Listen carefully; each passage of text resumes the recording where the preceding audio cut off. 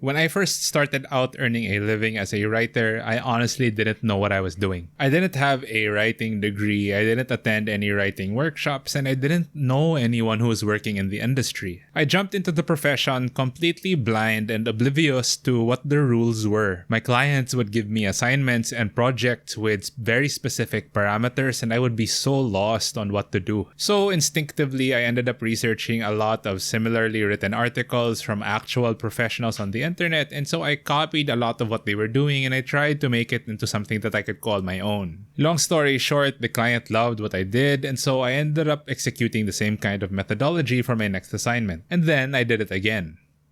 And again. And again. This was essentially the writing process that I used to build up my writing portfolio as a novice writer. And as I started to gain success in the field of writing, I couldn't shake the feeling that I was being a fraud. Mind you, I was already making a decent living and I was earning so much more money than I could have ever imagined that I could earn through writing. Despite that, I never really considered myself to be a real writer because I felt like such a fake. I was so secretive about my writing process because I didn't want anyone else to know that I was an imposter and that I was basically just copying the work and the process of other real professionals. This was my mindset for the longest time until I started learning and reading more about the creative process of other quote-unquote professionals in the creative industry. After many years of working in the industry, I've discovered that a lot of other creatives who are just as accomplished as I am also experience the same kind of imposter syndrome. Aside from that, after years of practice, I found myself getting better with regards to my writing proficiency, and I found myself less reliant on stealing the work of other more real professionals. So I thought to myself, maybe there is something to this process after all. And I think that nothing captures my thoughts and sentiments on the matter better than this book, Steal Like an Artist by Austin Kleon. This book made me realize that rather than forcing myself to be a quote-unquote original writer, I was actually becoming a better professional writer by stealing from the people who were better than me. It's a relatively short book. I finished it in a single sitting and I recommend it to anyone who works in the creative industry. But if you don't want to read the book, I can give you a summary of what I think are the most important lessons from the book in this video. And the very first thing that this book teaches is that originality is a lie. When you think about the artists who are at the top of their fields, they are essentially just carbon copies of the greats who came before them. Famed author Neil Gaiman is only a product of the influences of writers like C.S. Lewis, J.R.R. Tolkien, and Alan Moore. Guitar god John Mayer is only a mashup of the greats that came before him like Eric Clapton, Stevie Ray Vaughan, and Jimi Hendrix. And all of the artists that these icons stole from also stole from the people that came before them. Any kind of master work or creative output is only a mashup of a person's different influences.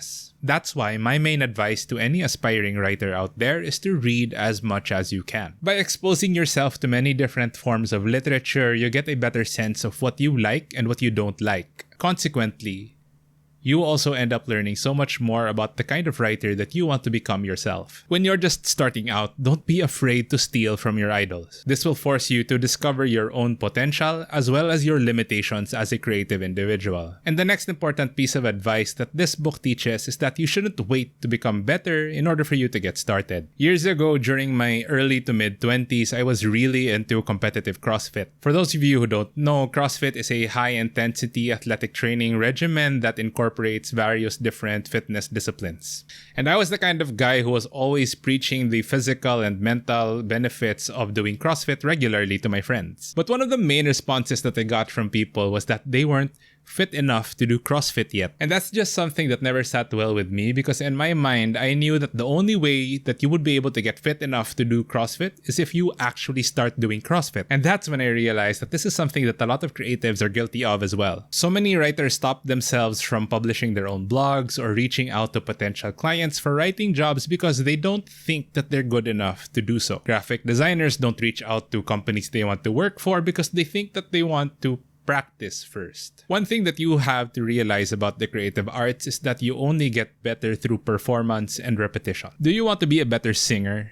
then sing. You want to be a better writer? Sit down and write. Don't make the mistake of waiting to get better before you start doing anything, because those two concepts go hand in hand with one another. The next lesson from this book that I want to talk about is that side projects and hobbies are important. One of the quickest ways to achieve burnout is to just focus all of your time and energy into doing just one thing. When you fail to add a sense of dynamism and variance to your life, then things will get really boring and stale fairly quickly. Aside from breaking the monotony, having side projects and hobbies is also a great way of practicing productive procrastination. You just never know how far these little projects and hobbies are going to take you in life. For example, one of my favorite hobbies is running. I like how running affords me the time and the space to be completely alone with my thoughts. And at the same time, I'm also becoming fitter and I'm strengthening my cardio. This is a much more productive way to procrastinate and spend my downtime as opposed to just browsing through Instagram or through TikTok the moment I wake up every morning. Another important lesson from Steal Like an Artist is to do good work and to share it with other people. So many people are so eager to figure out the secrets of gaining 1 million subscribers on YouTube or getting 100 million followers on Instagram. And the simple truth is that all of that starts with you simply doing good work and putting yourself out there. Too many people stop themselves from putting their work out there because they think they're not good enough or that other people are going to make fun of them for it. Well, here's the real truth. People don't care about you as much as you think they do. Your self-conscious mindset will not protect you from scrutiny more than it will deprive you of the opportunities of actually sharing yourself and your work with the people around you. When I first started my podcast, I didn't really have any solid goals or metrics in mind when it came to subscribers or listeners and all of that. The only thing that I wanted to focus on was that I wanted to create something that I could actually be proud of and something that I would want to share with the people around me. Our first episode got 200 listeners on the first day, and at first glance I thought to myself, oh, that's not as much as I would have liked. But the more I thought about it, having 200 listeners was essentially just like having 200 people gather together in a single room wherein I could talk to them about a book that I liked for an hour. It may not have been astronomical numbers, but we were just consistent in putting out episodes week after week after week, and slowly we just started getting picked up by different media outlets, and it was incredibly gratifying. And none of this would have been possible if I were too shy to actually publish my first episode and just put myself out there. And lastly, one of the most important lessons from this book is that you have to be okay with being boring. Because truthfully, that's the only way that you can get things done. A lot of the time when we think of success, we only think of the exciting moments. For example, as a writer, we only think about the moment that a book gets published. But we don't really think about the boring hours of research and writing that goes into creating a book from scratch. For a basketball player, we think about the game-winning buzzer beater that wins you the championship. But we never think about the thousands of hours worth of shooting drills in a quiet practice gym where no one is watching. The best kind of art isn't always going to be exciting throughout the entire process. But once you learn to embrace the boring and the mundane parts of the creative process, then creating quality art becomes a lot easier. It's not always about doing exciting things.